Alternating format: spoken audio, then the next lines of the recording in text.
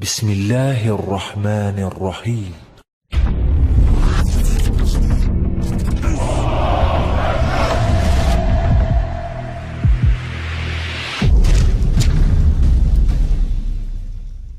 ولقد والله تنازعنا وبني عبد مناف الشرف أعطوا فأعطينا وأطعموا فأطعمنا وحملوا فحملنا حتى إذا تساوينا وكنا كفرسي رهان قالوا منا نبي يأتيه الوحي من السماء. ما جاء بك الساعة متوشحا بسيفك؟ ألا تنتهي حتى ينزل الله بك قارعة؟ ويلي من يا محمد.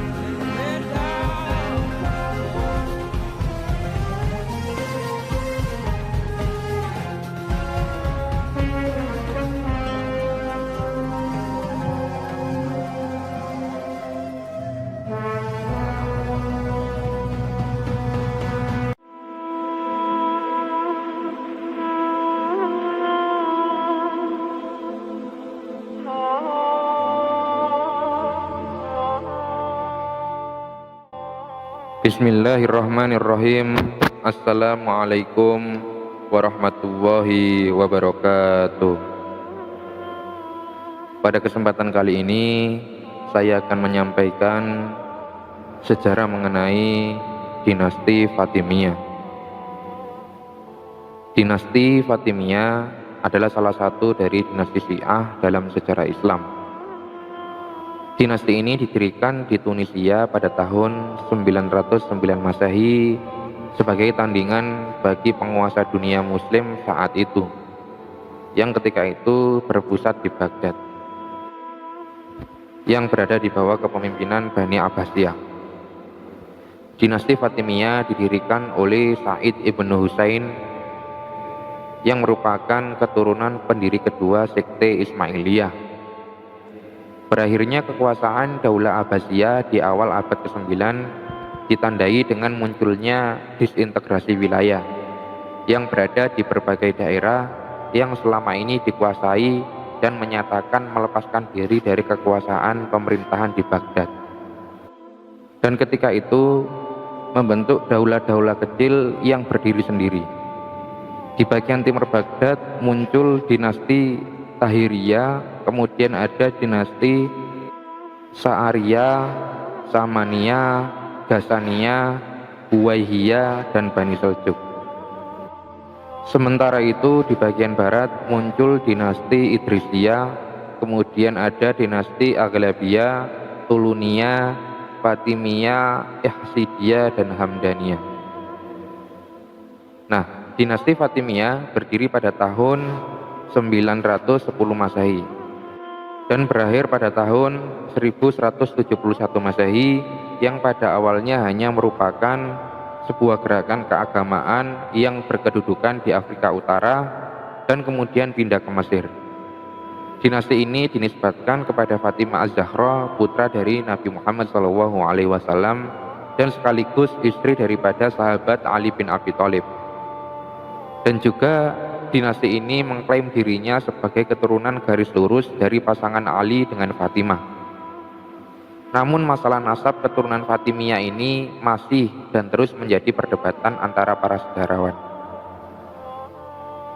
Dari dulu hingga sekarang belum ada kata sepakat di antara para sejarawan mengenai nasab keturunan ini.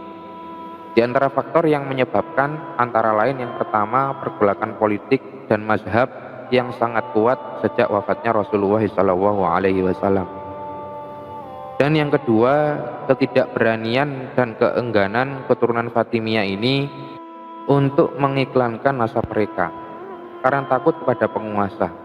Ditambah lagi penyembunyian nama-nama para pemimpin mereka sejak Muhammad ibnu Ismail hingga Ubaidillah al-Mahdi.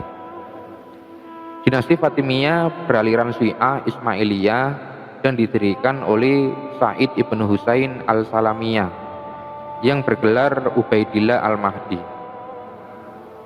Ubaidillah al-Mahdi berpindah dari Suriah ke Afrika Utara karena propaganda Syiah.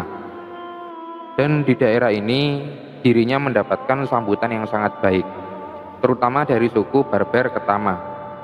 Dengan dukungan suku ini, Ubaidillah Al-Mahdi menumbangkan gubernur Aghlabiyah di Afrika, kemudian Rustamiyah Khoraiji ditahat dan Idrisiyah Fez, kemudian mereka dijadikan sebagai bawahan.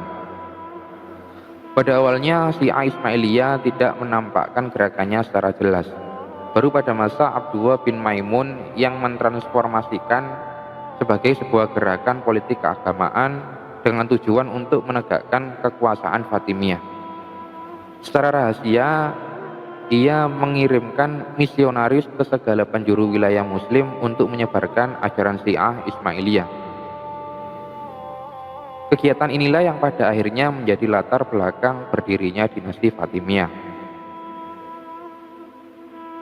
Dinasti Fatimiyah ini memasuki era kejayaan pada masa pemerintahan Abu Tamim Ma'bu yang bergelar Al-Mu'iz, yang berhasil menaklukkan Mesir dan memindahkan pemerintahan ke Mesir.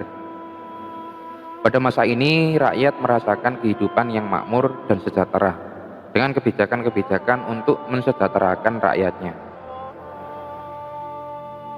Kesuksesan lainnya adalah dalam bidang pengembangan ilmu pengetahuan.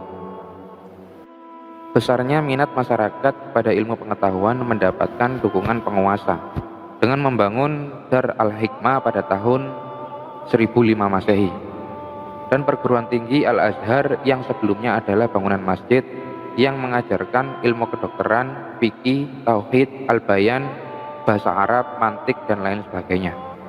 Pada masa pemerintahan Fatimiyah, persoalan agama dan negara tidak dapat dipisahkan. Agama dipandang sebagai pilar utama dalam menegakkan daulah atau negara. Untuk itu pemerintahan Fatimiyah sangat memprihatinkan masalah keberagaman dalam masyarakat. Meskipun mereka berstatus sebagai warga negara kelas 2 seperti orang-orang Yahudi, Nasrani, Turki, dan Sudan. Dinasti Fatimiyah merupakan salah satu imperium besar sepanjang sejarah Islam. Pada awalnya dinasti ini hanya berupa dinasti kecil yang melepaskan diri dari kekuasaan dinasti Abbasiyah. Mereka mampu memerintah lebih dari 2 abad sebelum ditaklukkan oleh dinasti Ayyubiyah di bawah kepemimpinan Salahuddin Al-Ayyubi. Pengaruh dinasti Fatimiyah sebenarnya dapat dilihat dari perkembangan dinasti itu dalam ruang sejarah Islam. Namun ada pula gambaran sederhana yang menunjukkan pengaruh tersebut. Misalnya sepanjang kekuasaan Abu Mansur Nizar Al-Aziz yang berkuasa antara tahun 975 hingga tahun 996 Masehi. Ketika itu kerajaan Mesir senantiasa diliputi kedamaian. Dan ia adalah khalifah kelima dari khalifahan Fatimiyah dan khalifah pertama yang memulai pemerintahan di Mesir. Di bawah kekuasaannya, dinasti Fatimiyah memiliki pengaruh yang besar. Nama sang khalifah selalu disebut-sebut dalam khutbah-khutbah Jumat di sepanjang wilayah kekuasaannya yang terbentang dari Atlantik hingga Laut Merah. Agama yang didakwakan oleh Fatimiyah adalah paham Syiah Ismailiyah yang ditetapkan sebagai mazhab negara. Untuk itu, para misionaris Daulah Fatimiyah sangat gencar mengembangkan ajaran tersebut dan berhasil meraih pengikut yang banyak, sehingga masa kekuasaan Daulah Fatimiyah dipandang sebagai era kebangkitan dan kemajuan mazhab Ismailiyah. Meskipun para khalifah berjiwa moderat, akan tetapi terhadap orang yang tidak mau mengakui ajaran Syiah Ismailiyah langsung akan dihukum bunuh. Pada tahun 391 Hijriah, Khalifah Al-Hakim membunuh seorang laki-laki yang tidak mau mengakui keutamaan atau fadilah Ali bin Abi Thalib. Dan di tahun 395 Hijriah, Khalifah Al-Hakim juga memerintahkan agar di masjid, pasar, dan jalan-jalan ditempelkan tulisan yang mencela para sahabat. Lebih jelasnya, peranan agama sangat diperhatikan sekali oleh penguasa untuk tujuan mempertahankan kekuasaan.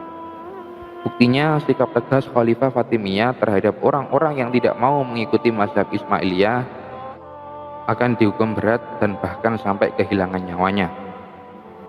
Nah, kemudian pada masa Al-Hakim ini juga dirinya menganggap agar terjalin hubungan yang baik dengan rakyatnya yang berpaham Sunni, Al-Hakim mulai bersikap lunak dengan menetapkan larangan mencela sahabat, khususnya Abu Bakar dan Umar. Dan Al-Hakim juga membangun sebuah madrasah yang khusus mengajarkan paham Sunni dan memberikan bantuan buku-buku bermutu, sehingga warga Syiah ketika itu merasa senang sebab merasakan tengah hidup di kawasan Sunni. Nah, dinasti Fatimiyah ini runtuh setelah digulingkan oleh Daulah Ayyubiyah yang ketika itu dipimpin oleh Salahuddin Al-Ayyubi. Nah, demikianlah secara singkat mengenai dinasti Fatimiyah yang dapat saya sampaikan. Semoga bermanfaat dan dapat menambah wawasan kita semua. Billahi taufiq wal hidayah. Wassalamualaikum warahmatullahi wabarakatuh.